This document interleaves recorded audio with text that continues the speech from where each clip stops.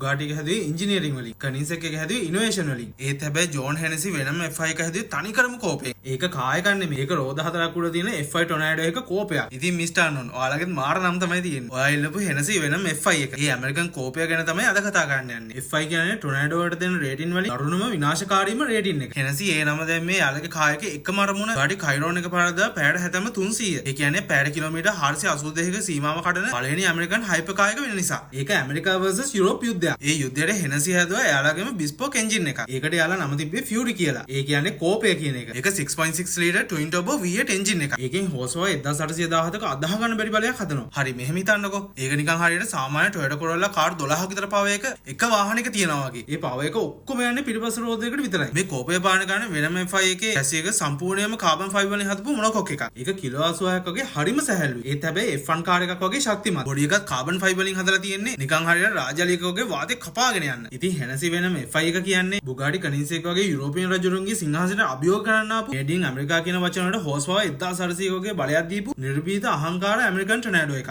ඉතින් ඔයා හිතන විදිහට টොප් ස්පීඩ් රජා කවුරු වෙන්න ඕනද? බුගාටි කයිරෝන් එකේ ජර්මන් ප්‍රිසිෂන් එකද? කනින්සෙක් එකේ ස්වීඩිෂ් ඉනෝවේෂන් එකද? නැත්නම් මේ වෙනම F1 එකේ ඇමරිකන් බෲට් ෆෝස් එකද? ඔයාගේ choice එක කමෙන්ට් එකකින් කියන්න. වාහන ලෝකේ මේ වගේ টොප් ස්පීඩ් යුද්ධ ගැන තව දැනගන්න අපේ page එක follow කරන්න.